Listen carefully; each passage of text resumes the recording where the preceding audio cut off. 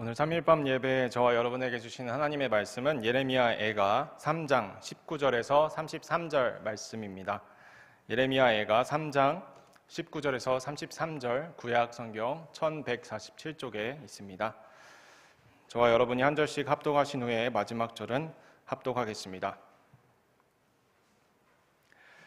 내 고초와 재난 곧 쑥과 담즙을 기억하소서. 내 마음이 그것을 기억하고 내가 낙심이 되오나 이것을 내가 내 마음에 담아두었더니 그것이 오히려 나의 소망이 되었사옴은 여호와의 인자와 긍휼이 무궁하심으로 우리가 진멸되지 아니함이니이다. 이것들이 아침마다 새로우니 주의 성실하심이 크시도소이다. 내 심령에 이르기를 여호와는 나의 기업이시니 그러므로 내가 그를 바라리라 하도다. 기다리는 자들에게나 구하는 영혼들에게 여호와는 선하시도다. 사람이 여호와의 구원을 바라고 잠잠히 기다림이 좋도다. 사람은 젊었을 때에 멍에를 매는 것이 좋으니 혼자 앉아서 잠잠할 것은 주께서 그것을 그에게 메우셨음이라. 그대의 입을 땅에 티끌에 댈지어다. 혹시 소망이 있을지로다. 자기를 치는 자에게 뺨을 돌려대어 치욕으로 배불릴지어다. 이는 주께서 영원하도록 버리지 아니하실 것임이며 그가 비록 근심하게 하시나 그의 풍부한 인자하심에 따라 긍휼히 여기실 것임이라. 주께서 인생으로 인생으로 고생하게 하시며 근심하게 하심은 본심이 아니시로다. 아니시로다. 아멘. 애통하는 자는 복이 있나니 그들이 위로를 받을 것이며 아멘. 거룩하고 보배로우신 성도님들을 이 시간 마태복음 5장 4절의 말씀으로 축복합니다. 담임 목사님께서는 부산 부전교회 마지막 날 집회 수요 예배로 마지막 저녁 집회를 앞두고 계십니다. 위에서 함께 기도하는 마음으로 함께 중보해 주시면 감사하겠습니다. 지난 추수감사주일 교회는 감사와 기쁨이 충만했습니다. 이제 곧 대림절, 대강절이 또 다가오고요.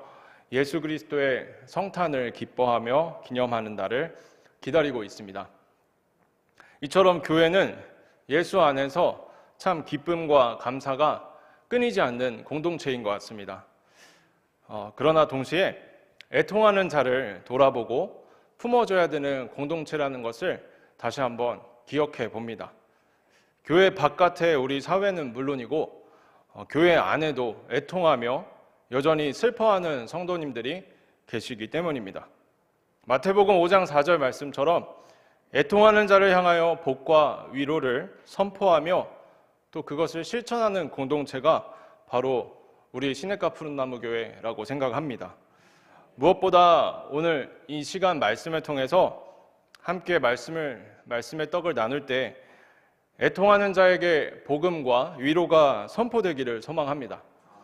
그리고 믿음의 형제자매들과 또 우리가 함께 품고 있는 태신자들, 더 나아가서 삶의 모든 영역 가운데 주님의 복음과 위로를 더 열심히 전하는 저와 여러분 되시기를 주의 이름으로 축복합니다. 여러분, 팬데믹 이후에 한국은 OECD라고 하는 경제협력개발기구 38개 국가 중에서 2가지 영역에서 독보적인 1위를 기록하고 있습니다. 제가 2가지 그래프를 준비했는데요.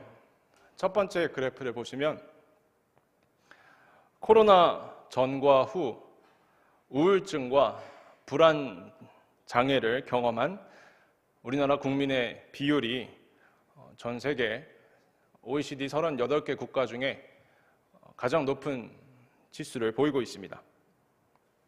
이어서 2번째 그래프입니다. 오른쪽에 보이는 빨간색 가장 높은 지수가 바로 자살률입니다. 한국 국민의 10명 중에 4명이 우울증 또는 우울감을 느끼고 있다는 충격적인 내용입니다. 그리고 하루에 30명에서 40명이 매일 자살하고 있다는 내용입니다.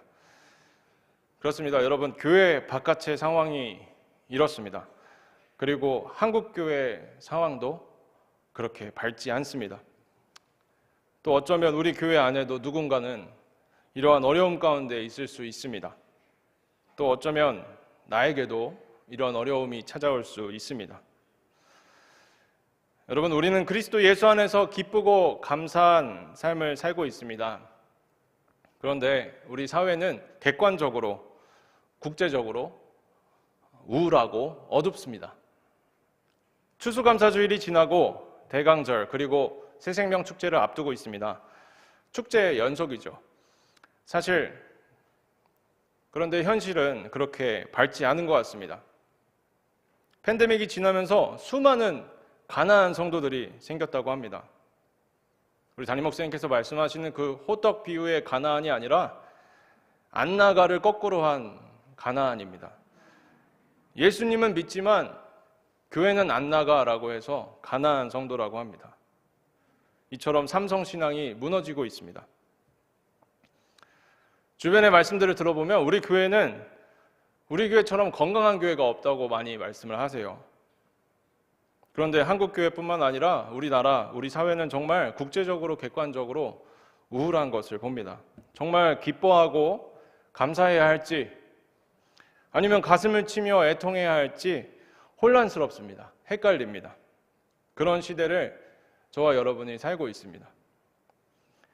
저도 개인적으로 올해를 돌아보면 참 감정이 오르락 내리락 하는 그런 한 해를 보내왔다라는 생각이 듭니다. 예수님만 생각하면 기쁘고 예수님만 묵상하면 감사한데 저의 죄성과 반복되는 그런 연약함들 그리고 주변의 가슴 아픈 소식들을 듣다 보면 도무지 감정을 어떻게 가져가야 될지 헷갈리는 것입니다. 여러분, 저는 이번 신학대학원 학기에서 내적 치유 상담 사역을 하시는 목사님의 특강을 듣게 됐는데요. 그분이 하신 말씀들 중에 가장 기억에 남는 말씀 한마디가 있었습니다. 우울증에 가장 취약한 직업군이 있다고 말씀하셨는데 여러분, 어떤 직업이 우울증에 가장 많이 걸릴 것 같다고 생각을 하시나요? 바로 목회자라고 말씀을 하셨습니다. 이 우울감은 사역자도 예외가 아니라 사역자가 가장 위험하다는 말씀을 하셨습니다. 물론 목사님이시기 때문에 주변에 그런 상담을 많이 받다 보시니까 그렇게 느끼셨을지도 모르겠습니다. 그런데 여러분, 위대한 설교자 찰스 스펄전 목사님 아시죠? 그 스펄전 목사님이 실제로 설교 도중에 회중들에게 이런 말씀을 했다고 합니다. 저는 아주 심한 우울증에 시달리고 있습니다. 여러분 중 어느 누구도 이런 극도의 비참한 고통을 겪지 않기를 바랍니다. 이렇게 우울증으로 인한 자신의 고통을 설교 중에 호소했다고 합니다. 그런데 이 위대한 설교자 스펄전 목사님의 우울증의 발병 원인은 여러 가지로 추측을 할 수 있는데요. 대표적으로 서레이라고 하는 음악회 그 음악당에서 설교를 하시던 도중에 수많은 군중 중에 누군가가 불이야라고 소리를 지르는 바람에 수많은 군중들이 순식간에 빠져나가다가 7명이 압살을 당하는 참사가 일어났습니다. 그때 스펄전 목사님이 받으신 충격 때문에 스펄전 목사님은 그 이후로 트라우마와 우울증에 시달렸다는 그러한 추측이 있습니다. 오늘 저는 여러분과 우리 각자의 삶만 돌아볼 뿐만 아니라 우리 나라의 상황과 또 교회 안에 그리고 밖에 있는 이웃들의 슬픔을 돌아보면서 이 슬픔과 우울감이라고 하는 감정을 과연 어떻게 다스려야 할지 말씀을 통해서 조명을 받기를 원합니다. 성경은 항상 기뻐하고 범사에 감사하라고 말합니다. 그런데 그러한 삶은 한 번에 이루어지지 않죠. 평생 주님과 동행하며 성령 안에서 천천히 이루어집니다. 물론 성령의 역사는 제한할 수 없습니다. 성령의 능력으로 짧은 시간 안에 우리의 인격이 순식간에 변화되는 것을 경험할 수 있듯이 성령의 능력은 제한할 수 없죠. 그런데 일반적으로 하나님과 동행하며 우리의 인격이 변화되는 삶은 오랜 시간이 걸리고 꾸준한 기도와 말씀 가운데 주님과 동행하는 삶 가운데서 이루어집니다. 어찌되었든 그리스도인이 슬퍼하거나 애통하는 것은 그렇게 성숙한 과정처럼 보이진 않습니다. 기뻐하고 감사하지 않고 슬퍼하고 애통하는 것은 뭔가 말씀에 반대되는 그러한 감정처럼 당연히 그렇게 보입니다. 그런데 성경에는 슬픔과 애통을 너무나 자주 표현하고 있고 그러한 슬퍼하고 애통하는 하나님의 사람들의 이야기들이 가득합니다. 대표적으로 오늘 본문 예레미야 애가는 그 중에서 대표적으로 탄식과 슬픔의 표현이 이 5장 전체적으로 가득한 애가인데요. 말 그대로 애가, 즉 조가라고도 합니다. 본문의 배경은 이렇습니다. 기원전 587년에 유다와 이스라엘이 바벨론에 의해서 멸망을 당합니다. 선지자 예레미야로 추측되는 이 예레미야 애가의 저자는 영광스럽고 아름다운 도성, 하나님의 그 도성 예루살렘이 처참하게 파괴된 그 현실 앞에서 망연자실합니다. 쉽게 말씀드리면 나라를 잃은 것입니다. 그 나라는 사람이 세운 나라가 아니라요, 여호와 하나님의 강권하시는 그 역사로 세워진 나라입니다. 영토와 주권을 빼앗긴 것만 아니라 수많은 가족들, 다음 세대들이 제국의 포로로 잡혀갔습니다. 담임 목사님께서 나라가 없으면 교회도 신앙도 없다고 말씀하시는 것처럼 나라와 성전이 무너진 이 상황에서 이 저자가 과연 무엇을 기대할 수 있었겠습니까? 그 참담한 현실 앞에 이 눈물의 선지자라고 알려진 예레미야는 그의 마음도 무너져 내리는 것을 경험합니다. 그의 마음은 극도의 슬픔과 우울감으로 압도됩니다. 그 누구도 쉽게 선지자를 향해 감히 위로의 말을 할 수 없는 상황, 기쁨도 감사도 가뭄처럼 메마른 그 광야 같은 그 땅 가운데서 슬픔과 탄식의 목소리가 터져나옵니다. 5장으로 기록된 이 예레미야 애가는 히브리어 알파벳이 22개인데요. 이 22개의 히브리어 알파벳 순서대로 이 탄식을 표현하고 있습니다. 그만큼 그 슬픔이 알파벳 22개 꽉 채울 만큼 완전하고 너무나 슬프다는 것을 표현하고 있는 것이죠. 그렇게 1장과 2장을 지나서 3장에 들어가 그 슬픔과 탄식은 극에 달하게 됩니다. 본문 19절에서 이렇게 말합니다. 내 고초와 재난, 곧 쑥과 담즙을 기억하소서. 세번역 버전에서 이렇게 말하죠. 내가 겪은 그 고통, 쓴 쑥과 쓸개즙은 이 쓸개즙 같은 그 고난을 나는 절대 잊지 못한다. 이어서 20절입니다. 내 마음이 그것을 기억하고 내가 낙심이 되오나. 마찬가지로 세번역에서는 잠시도 이 고난을, 이 고통을 잊을 수 없으므로 나의 울적한 마음을 가눌 길이 없다라고 번역하고 있습니다. 마음의 고통이 너무 커서 평생 잊지 못할 것 같다고 표현해요. 잠시도 그 고통을 잊을 수 없고 울적한 마음을 도저히 어떻게 가눠야 될지 모르겠다고 합니다. 여러분, 모든 사람은 개인적인 고통과 아픔이 있습니다. 그리고 울적한 마음을 품고 살아가고 있습니다. 돌아가신 저희 할머니도 평생 잊지 못하시는 고통과 아픔을 품고 살아가셨습니다. 대학생이셨던 첫째 딸, 저의 큰 고모가 되실 뻔했던 분이 먼저 하늘나라로 가는 그런 아픔을 겪으셨지만, 저도 자녀를 기르면서 할머니의 아픔을 뒤늦게 되새겨보지만 감히 그 깊이를 헤아릴 수가 없습니다. 본문의 저자도 마찬가지로 이 개인적인 슬픔과 고통이 뼛속까지 사무쳐서 그 울적한 마음을 가눌 길이 없다고 주님 앞에 탄식하고 있습니다. 그 고통은 나라의 멸망, 민족과 사회의 고통으로부터 시작됐습니다. 저희 할머니의 고통을 말씀드렸지만 대부분 한국 어르신들의 정서 속에도 이 한을 가슴 깊이 묻어두고 살아가시는 경우가 많은 것 같습니다. 감정을 표현하는 것에 많이 서투르시고요. 또 그런 감정적인 표출이 체면을 구기는 일이라고 그렇게 많이 인식을 하고 계신 것 같습니다. 우리 한국 정서에 그러한 인식이 깊이 뿌리박고 있는 것 같습니다. 그러나 본문의 저자는 자신의 슬픔을 억누르지 않습니다. 묻어두지 않습니다. 하나님 앞에 적극적으로, 능동적으로 표현하고 있습니다. 바로 탄식으로 표출하고 있는 것입니다. 실제로 본문의 저자는 그 긴 애가와 탄식의 한가운데서 이 3장 중반부에 오늘 저와 여러분께서 봉독한 이 중반부의 말씀을 통해서 보시면 그 한가운데서 아이러니하게 소망의 주님을 바라보기 시작하는데요.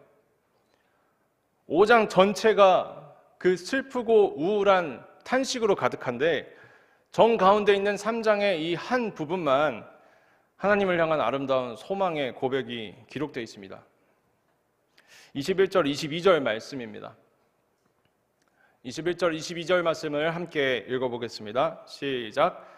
그러나 마음에 담아두었더니 그것이 오히려 나의 소망이 되었사옴은 여호와의 인자와 긍휼이 무궁하심으로 우리가 진멸되지 아니함이니이다. 아멘.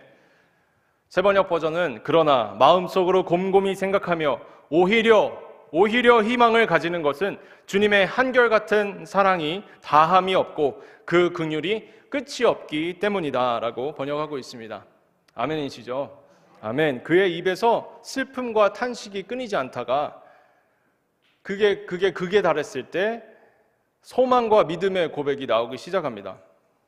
비극적인 상황과 환경은 변하지 않았습니다. 그렇다고 이 저자가 의지적으로 기뻐하거나 감사하려고 노력한 것도 아닌 것 같아요.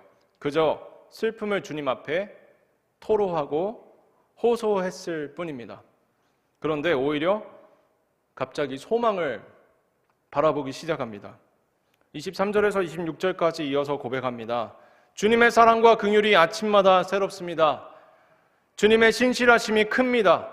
주님이 내가 가진 모든 것이며 주님은 나의 소망이십니다.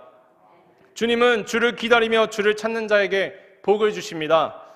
주님의 구원을 기다리며 참는 것이 참 좋습니다.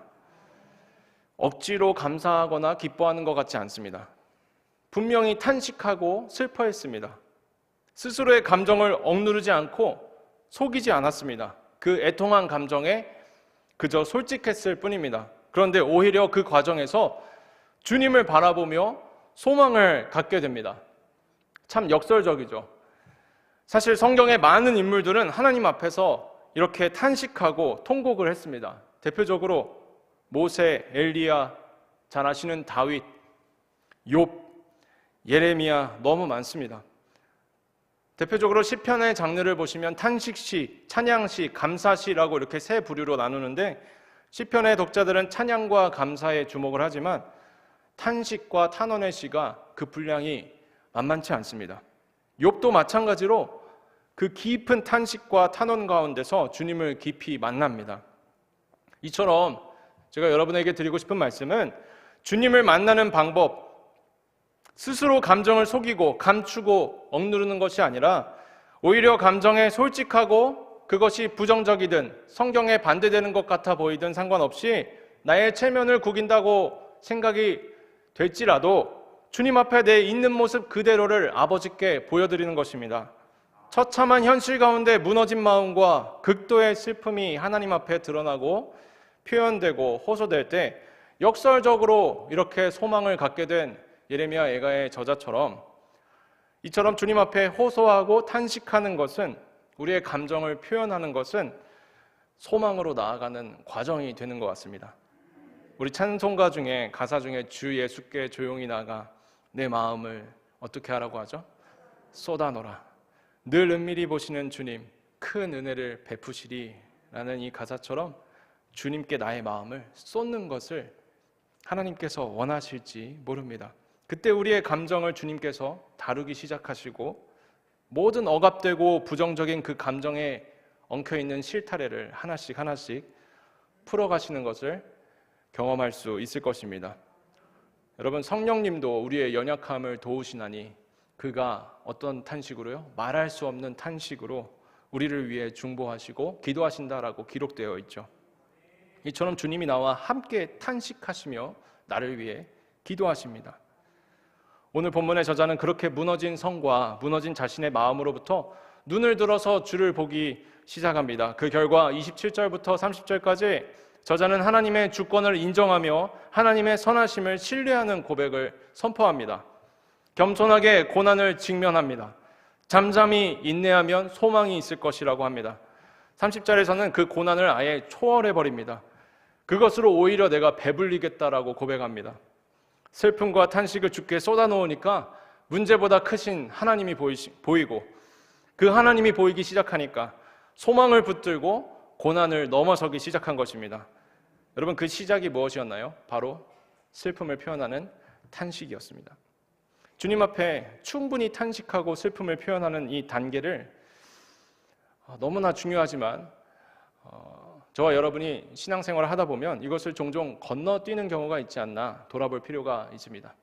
예를 들어서 우리 자녀들이 수능을 마치지 않았습니까? 그 수능을 마치고 정말 좋은 결과를 얻은 자녀도 있겠지만 실망스러운 결과를 얻은 자녀도 있을 것입니다. 그 가운데 낙심하고 슬퍼하고 있을 때 부모님들은 충분히 그 슬픔의 표현을 다 할 때까지 충분히 들어주고 기다려주기보다는 어떤 성급한 판단과 결론 또 조언을 제시하고요, 성급한 어떤 소망을 제시하고 어떤 낙관적인 이야기들을 하는 실수를 범할 수도 있습니다. 마치 욥의 고난 앞에서 욥의 친구들이 욥에게 성급한 조언과 옳은 말들을 통해서 오히려 욥에게 상처를 주었던 것을 떠올려 볼 수 있죠. 그들도 처음에는 욥의 그 고난 앞에 입을 닫고 차마 어떤 위로도 할 수 없는 그 상황에서 그저 그 곁을 지켜주었지만 그게 그렇게 오래가지 않았습니다. 억지로 참고 있었던 그 옳은 말들을 퍼부으며 욥을 괴롭게 했습니다. 본문의 저자는 누구 하나 그에게 조언을 하거나 옳은 말을 하지 않았습니다. 그럼에도 불구하고 혼자 그저 하나님 앞에 자신의 슬픔을 탄식하다 보니까, 그 내면의 슬픔을 주님께 토로하다 보니까 그 시간이 충분했고 그 슬픔의 표현이 충분해지니까 오히려 스스로 주님을 바라보며 그 소망의 고백들을 하기 시작하는 것을 볼 수 있죠. 31절에서 33절에서 이렇게 말합니다.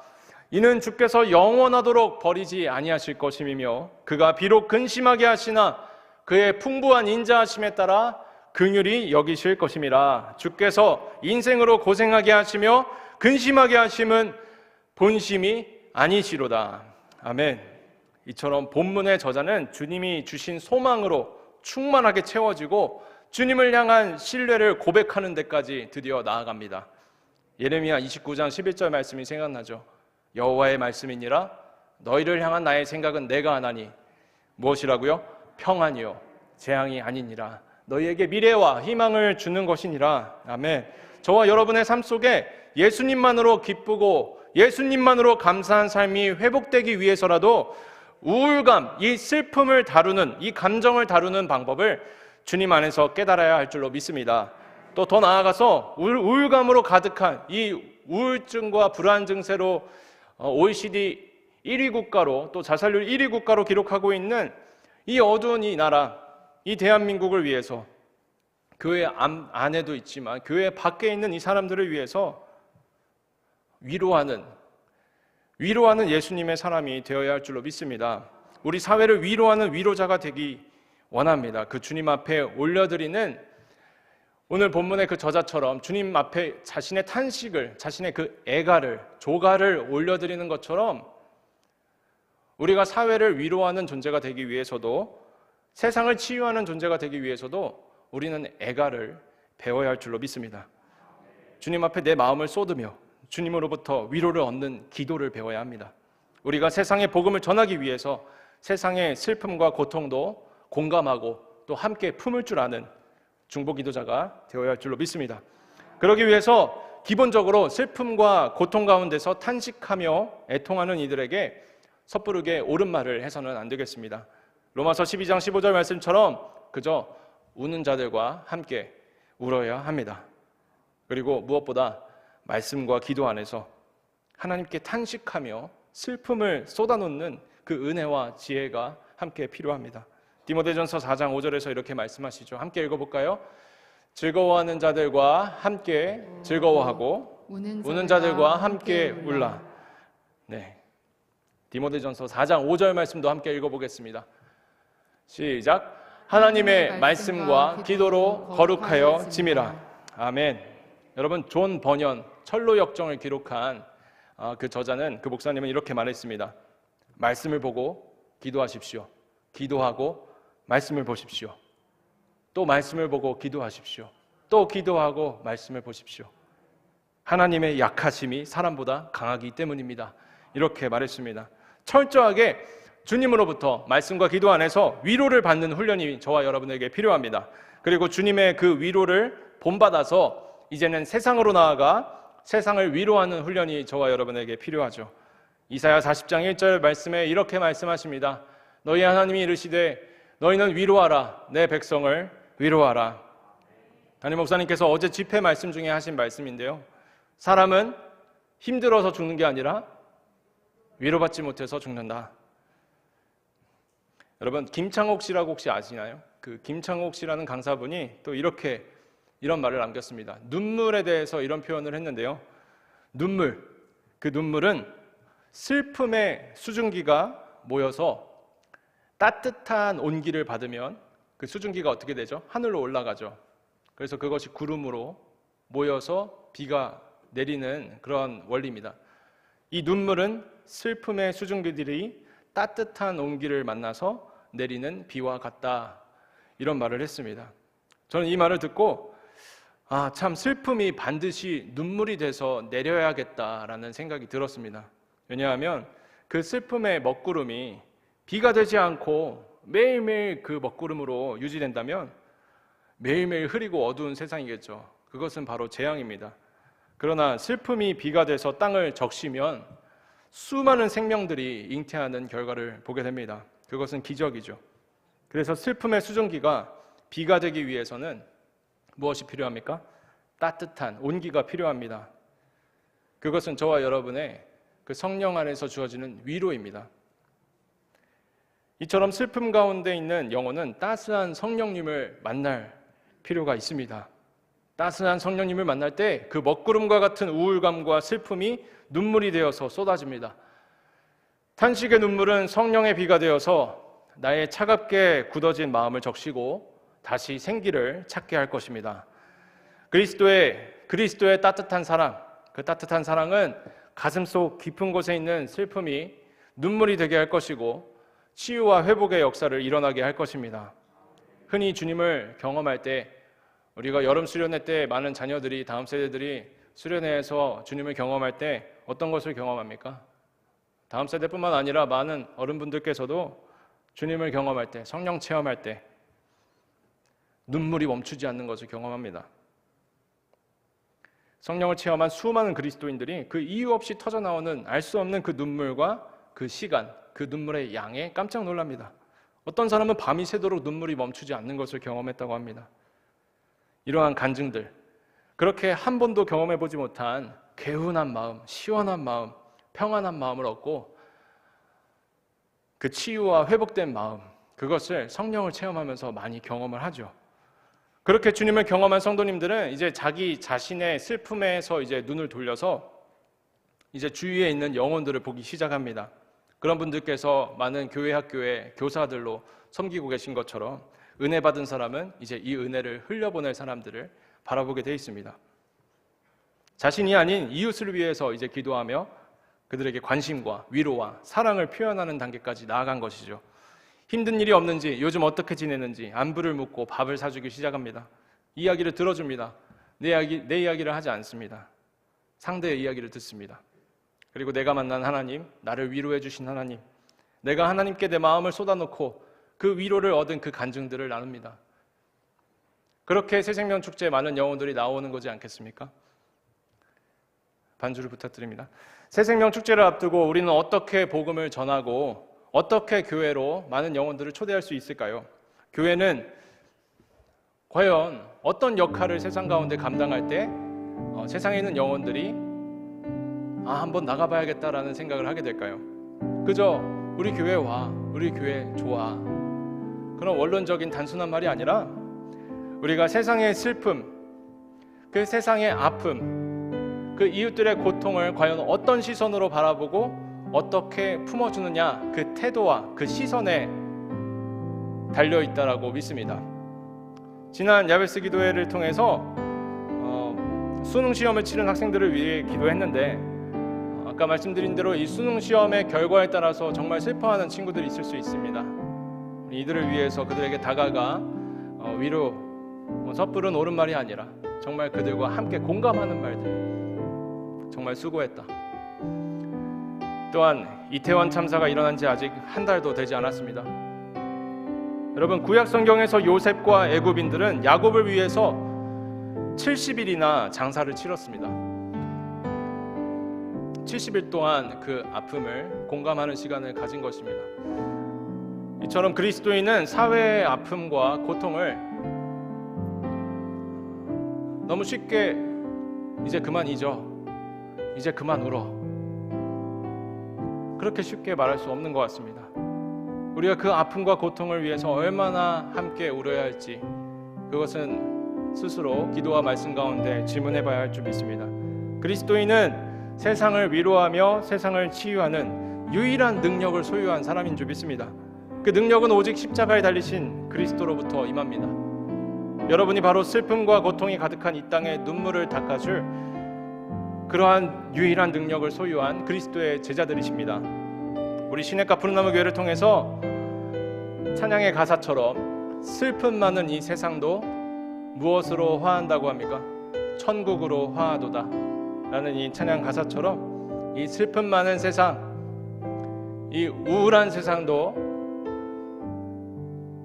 왕관의 보석 같으신 우리 사랑하는 성도님들의 그 따뜻한 사랑과 예수 그리스도를 본받는 그 따스한 인격으로 천국으로 화하게 될 줄 믿습니다. 마지막으로 이사야 61장 3절 말씀을 함께 읽겠습니다. 무릇 시온에서 슬퍼하는 자에게 화관을 주어 그 죄를 대신하며 기쁨의 기름으로 그 슬픔을 대신하며 찬송의 옷으로 그 근심을 대신하시고 그들이 의의 나무 곧 여호와께서 심으신 그 영광을 나타낼 자라 일컬음을 받게 하려 하심이라. 아멘. 여러분, 이 시간 함께 찬양하며 기도하실 때 담임 목사님의 마지막 저녁 집회 이제 10분 뒤에 시작하는데요, 그 집회 가운데, 그 사역 가운데 주님 함께하여 주옵소서. 부전교회에 놀라운 회복과 부흥의 역사를 허락하여 주옵소서.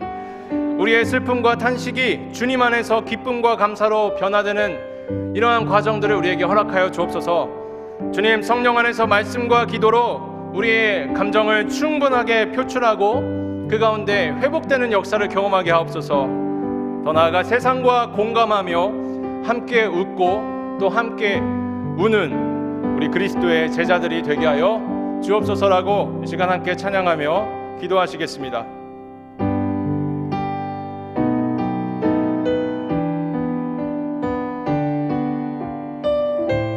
우리 함께 손을 들고 고백할까요? 내 손을 주께 높이 듭니다.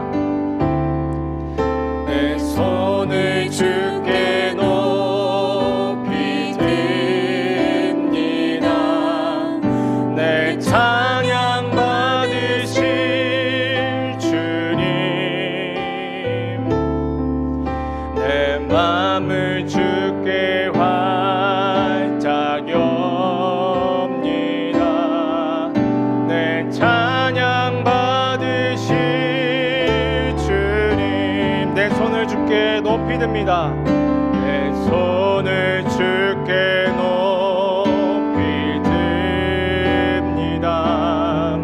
내 찬양 받으실 주님, 내 마음을 주께 활짝 엽니다. 내 찬양 받으실 주님, 슬픔 대신 희락을, 슬픔 대신 희락을, 죄 대신 화관을, 근심 대신 찬송의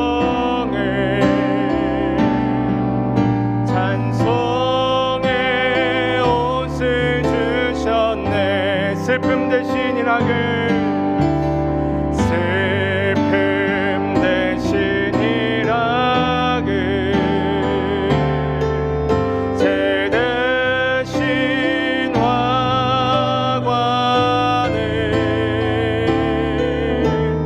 근심 대신 찬송의 옷을 주셨네. 우리 주님께 함께 기도합니다. 살아계신 하나님 감사합니다. 우리 담임 목사님의 사역 가운데 기름 부으시고 하나님, 오늘 마지막 저녁 집회 가운데 주님 함께하여 주옵소서. 부전교회의 놀라운 치유와 회복의 역사를 허락하여 주옵소서. 하나님, 우리의 슬픔과 탄식이 주 앞에서 온전히 다루어지기를 소망합니다.